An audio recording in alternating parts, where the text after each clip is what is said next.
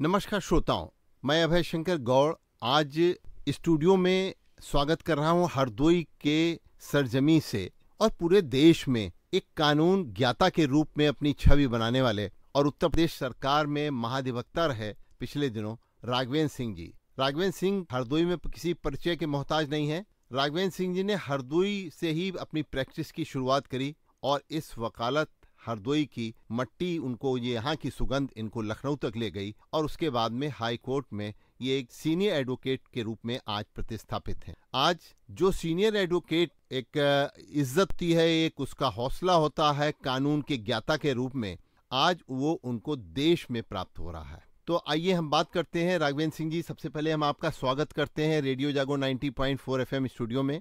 और आज हम लोग चर्चा करेंगे संविधान दिवस को लेकर के कि ये संविधान दिवस ये एक उत्सव है लोकतंत्र का, उत्सव है हमारे सबके अधिकारों का, उत्सव है एक चाय वाले, एक खुंचे वाले, एक ऑटो चालक से लेकर के एक किसान से लेकर के एक उद्योगपति तक को अपने अधिकारों को जानने का, एक हमारी राष्ट्र के प्रति भावना है उसको व्यक्त करने का। और इसी के साथ साथ ये उत्सव उस चीज का है जो आज हमको सांस्कृतिक चेतना मिली हुई है। आज हम हर तरीके से अपने को प्रतिस्थापित समाज में कर सकते हैं, हर व्यक्ति, और किसी के बीच में कोई भिन्न नहीं है, सब एक हैं। और अनेकता में एकता की बात जो मोदी जी कहते हैं वो भी इसी में निहित है। तो बहुत बहुत स्वागत है राघवेंद्र सिंह जी आपका। बहुत बहुत धन्यवाद। राघवेंद्र सिंह जी, आप हरदोई में वकालत की और उसके बाद में कौन सी ऐसी घटना हो गई कि आप लखनऊ पहुंच गए, हाई कोर्ट, और इतने बड़े वकील बन गए कि महाधिवक्ता तक उत्तर प्रदेश सरकार के बन गए?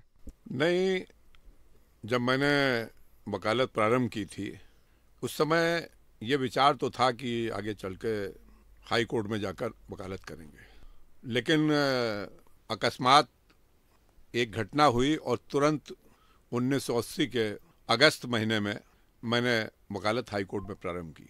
मैं उस समय एक यहाँ बहुत चर्चित केस हरदोई का था, डॉक्टर विनय सक्सेना। जी, हम लोग याद है। उसमें अक्यूज थे जी, और उन पे अपनी वाइफ के मर्डर का आरोप था। जी। और उस केस में तो बहुत बड़ा वो केस था। उन्होंने, उनकी बॉडी कानपुर में रेलवे ट्रैक पे मिली और फिर इन्वेस्टिगेशन हुआ। बहरहाल उस केस में मैं अक्यूज का वकील था। जी। उसमें 2 अक्यूज थे, डॉक्टर और एक नर्स इन्वॉल्व थी। मैं दोनों की तरफ से कर रहा था। बाद में नर्स की तरफ से मैंने अकेले हाई कोर्ट में यहाँ भी किया और हाई कोर्ट में भी किया। तो उसी सिलसिले में लखनऊ गया था मुकदमा करने में। और वास्तव में यह है कि वहाँ जाकर मैं करीब 1 हफ्ते, वो केस चला, बहुत बड़ा केस था, अपील। तो मैंने वहाँ की वर्किंग देखी तो मुझको कोई जिले से वहाँ कोई बहुत फर्क नहीं मालूम हुआ। जिस प्रकार यहाँ बहस होती है उसी प्रकार वहाँ हो रही थी। जिस प्रकार यहाँ पे ड्राफ्टिंग थी, करीब करीब वही ड्राफ्टिंग क्रिमिनल की वहाँ थी। फिर मेरे कुछ मित्र थे, कहा कि भाई लखनऊ में वकालत करनी चाहिए। तो उनके बार बार कहने पे मैंने फिर निश्चय किया कि मैं लखनऊ शिफ्ट करूँ। तो आज हम लोग बात कर रहे हैं, चूंकि 26 नवंबर ये संविधान दिवस के रूप में मनाया जाता है, क्योंकि जैसा कि अभी आपने बताया कि हमारी संविधान सभा ने इस संविधान को अंगीकृत किया इस दिन। तो इस संविधान सभा के उस समय अध्यक्ष अंबेडकर जी हुआ करते थे। ड्राफ्टिंग कमेटी के वो अध्यक्ष थे। तो इस संविधान में कुछ चीजें ऐसी हैं, कुछ विचार ऐसे हैं जो आज हर व्यक्ति को जानना जरूरी है, क्योंकि समाज में हर तबके को समान अधिकार मिला हुआ है इस संविधान की वजह से। और समाज में सौहार्द की स्थापना भी यही हमारा संविधान करता है। जैसा कि इस संविधान में कल्याण की बात करी हुई है, तो सभी के कल्याण की बात भी यही संविधान करता है। और ये उत्सव जो है समाज के हर वर्ग, हर तबके के कल्याण का उत्सव है ये 26 नवंबर। इसीलिए इसको हम राष्ट्र पर्व भी के रूप में भी मनाते हैं। और इसी के साथ संविधान दिवस के अवसर पर आज सामाजिक सद्भावना के साथ हम अपने जीवन में जो खुशियों की आज बहुत सारी लंबी लिस्ट रहती है हमारे, उसमें भी सफलता प्राप्त करने के पीछे संविधान को ही पूरा क्रेडिट देते हैं। तो आज संविधान दिवस पर हम आपसे ये जानना चाहेंगे कि भारत के नागरिक में ऐसी कौन सी ये आस्था और कौन सी ऐसा शुभ चीज दिखलाई पड़ती है कि हर नागरिक इसको बहुत ही अहमियत से लेता है। और हम बात कर रहे हैं एक संविधान, एक मामूली आदमी के लिए उसकी क्या परिभाषा है। जैसे एक खेत की मेड़ पे बैठा हुआ गरीब किसान है, और एक ऑटो चालक है, एक चाय की दुकान करने वाला है, और उसी के साथ वहाँ से अगर हम चलें तो एक कर्मचारी है, राज्य सरकार में जो नौकर है, उसके लिए संविधान के क्या मायने हैं। हम पहले अब सिर्फ मामूली लोग जो नहीं संविधान के माने जानते लेकिन उसका प्रयोग रोज कर रहे हैं, कदम पर चाहे आज खाद नहीं मिल रही है तो वो भी देखिए, उसमें भी वो संविधान अधिकार उनके पास है एक, जिससे कि वो अपनी खाद प्राप्त कर सकते हैं। ऐसे ही सरकार को भी संविधान ने अधिकार दे दिए। अभी उनकी हम चर्चा नहीं करेंगे, बहुत समय हो जाएगा। अभी सुप्रीम कोर्ट ने कई निर्णय महत्वपूर्ण दे दिए सरकार के ही उन कार्यों को लेकर के। तो ये सारी बातें एक मामूली आदमी के लिए संविधान की क्या परिभाषा है? देखिए, संविधान बनने के लगभग 67-68 वर्ष तक देश में संविधान दिवस नहीं मनाया जाता था। पहले तो ये जाननी जरूरी है, सभी जो आपके श्रोता है उनको भी जानना जरूरी है।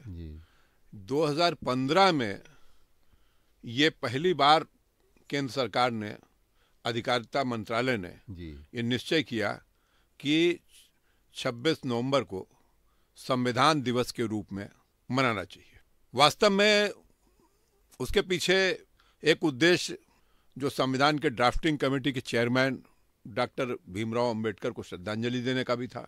और मैं सोचता हूँ शायद उस समय केंद्र सरकार के लोगों के मन में ये विचार आया हो कि जो इस पीढ़ी के सामने ये संविधान अंगीकृत हुआ और जो पीढ़ी के सामने संविधान लागू किया गया उसमें बहुत फर्क है। वो पीढ़ी समाप्त हो रही, उस पीढ़ी के लोग नहीं रहे। और जिन लोगों का जन्म इस संविधान अंगीकृत होने के बाद और लागू होने के बाद हुआ है, उस पीढ़ी के लोगों को इसके बारे में जानकारी मिलनी चाहिए। और अगर आने वाले समय में, अब आज 75 साल से अधिक हो गया है हमारी स्वतंत्रता को, संविधान को लागू हुए भी बहुत समय हो गया है, 72 साल हो गया है। 52 में लागू हुआ, उसको भी 72 साल हो रहा है।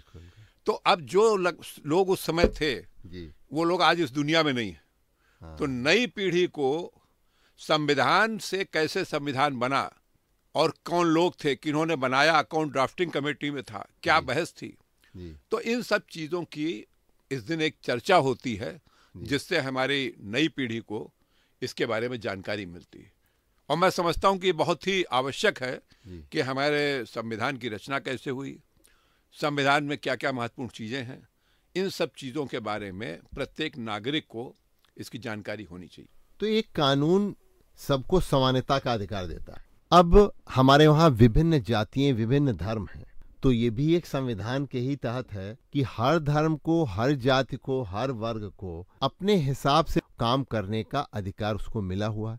जैसे धार्मिक अनुष्ठान हर व्यक्ति कर सकता है, आर्थिक क्षेत्र में तरक्की कर सकता है, अपने सामाजिक कार्य कर सकता है। हमारी संस्कृति सबसे बड़ी चीज है, हमारी सांस्कृतिक विरासत को एक करने का काम ये संविधान कर रहा है। तो किस तरीके से अब हम विपक्ष आज देश में है उसको भी इसी संविधान ने अधिकार दे रखे हैं, ये किस तरीके से आम श्रोता समझ सकता है? देखिए, लोकसभा में या विधानसभा में कोई भी कानून जब पास होता है तो पक्ष और विपक्ष दोनों को उसमें बहस करने, बोलने का और चर्चा होती है। कई बार वो कानून ऐसा भी आया हुआ है कि चर्चा होने के बाद वो कानून फिर नहीं रखा गया, कानून वो नहीं रखा गया और पास नहीं हुआ।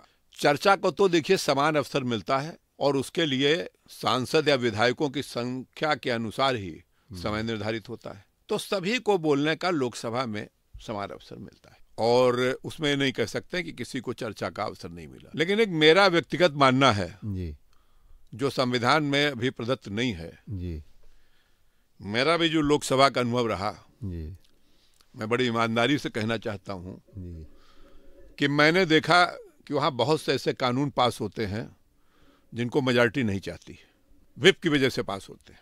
और इस पे मेरा तत्कालीन सांसदों से भी चर्चा हुई।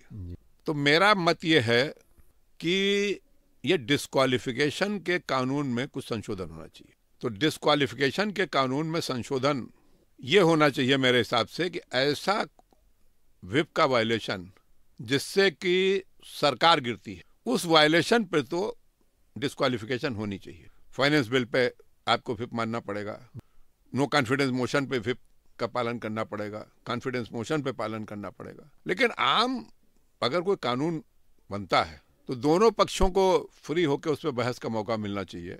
ये संविधान दिवस मनाने का उद्देश्य यही है कि हर नागरिक अपने अधिकार कर्तव्यों को जानकारी रखे और ये उसको पता होना चाहिए ये संविधान उसको अधिकार दे रहा है अपने जीवन में आगे बढ़ने के लिए। हर ये अधिकार दे रहा है कि सभी को समानता है, किसी को विशेष कानून के अंतर्गत कोई विशेष अधिकार नहीं प्राप्त है। जो एक राष्ट्रपति, एक प्रधानमंत्री को अधिकार प्राप्त है, वही एक आलू के खेत के किनारे बैठा हुआ रघु और पिम्मा को भी प्राप्त है। तो आज हमारे बीच में उत्तर प्रदेश के हमारे कानून के सबसे बड़े ज्ञाता यानी हरदोई की सरजमी से, हरदोई की आज मट्टी की जो यहाँ सुगंध है पूरे देश में फैलाने वाले हरदोई के सीनियर एडवोकेट इस समय इलाहाबाद हाई कोर्ट में राघवेंद्र सिंह जी, आज आप आए और आपने हमारे श्रोताओं को कानून के बारे में, संविधान के बारे में और साथ ही साथ जो पार्लियामेंट के बारे में किस तरीके से वहाँ कानून पास होते हैं, इसके बारे में जिस तरीके से रोचक जानकारी दी,